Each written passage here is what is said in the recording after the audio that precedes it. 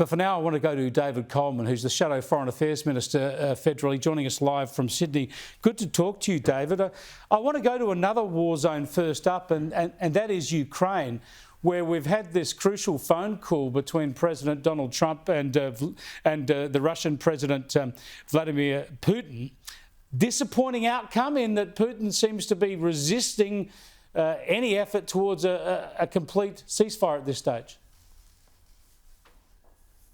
Yeah, that's a fair analysis, Chris. We should treat the words of Vladimir Putin with great scepticism, and to be frank, he hasn't even said a great deal as a result of this discussion. This doesn't help people on the front line in Ukraine who are getting pounded, whether it's near Kupiansk or near Toretsk or wherever it might be.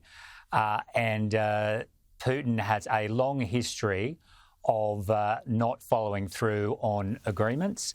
The agreement here is around not hitting energy infrastructure, which tend to be fairly sporadic attacks in any event.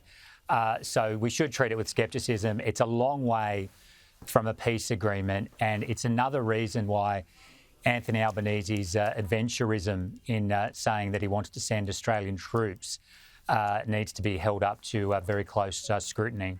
I'll come back to that, but first up, let's have a look at some of what Donald Trump had to say. And right now, you have a lot of guns pointing at each other, and a ceasefire without going a little bit further would have been tough.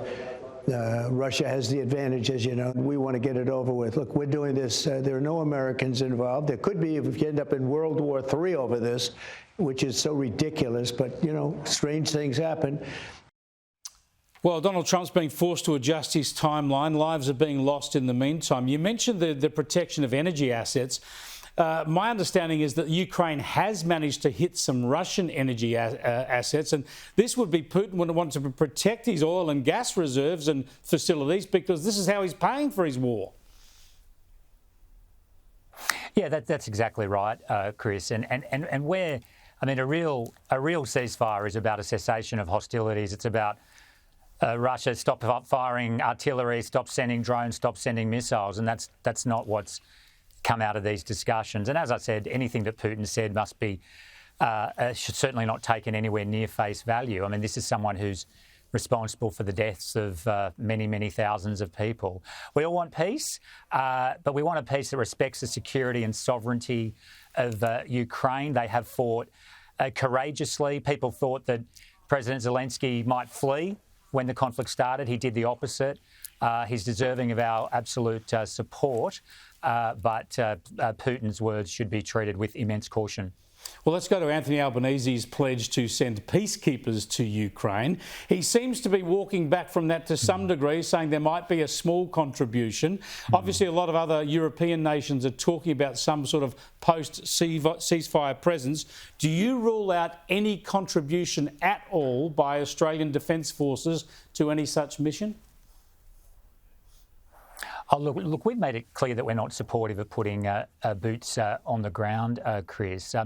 Look, and there's a number of key reasons. I mean, one of them here, Chris, in a peacekeeping scenario, as people like Mike Pizzullo and Peter Lay, the former Chief of Army, have pointed out, any peacekeepers, should we get to that stage, would be stationed near the line of demarcation, so to speak. So therefore, within the range of Russian drones, of Russian missiles, of potentially of Russian artillery, and with a counterparty who cannot be trusted at all and has a history of breaching agreements, a long way from Australia, and with, of course, Europe having about 500 million people to draw upon for such a force.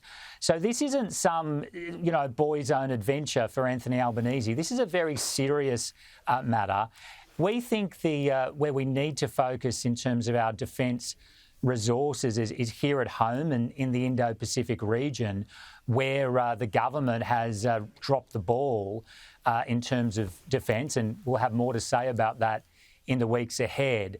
But an issue to deploy Australian troops has to be approached with great maturity, and Anthony Albanese is not doing that at all, and that's why he's been called out by Peter Lay and by Mike Pizzullo and by several others. Yeah, but if you were to win the election, presumably the first call you would get from your British counterpart would be asking you to contribute. You would give them a flat no to any form of assistance? Well, look again, the statements that we've made, Chris, are in relation to putting troops into that area. We've said that we're not supportive of that.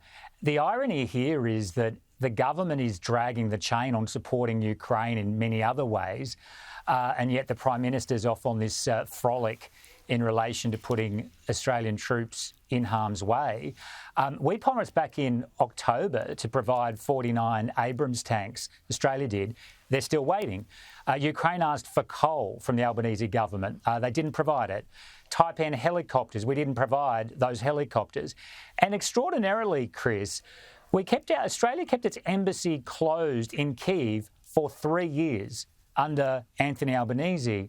So on the one hand, the government was saying it was too dangerous to have a diplomat in Kyiv, but on another is taking a somewhat cavalier approach in terms of putting troops in harm's way.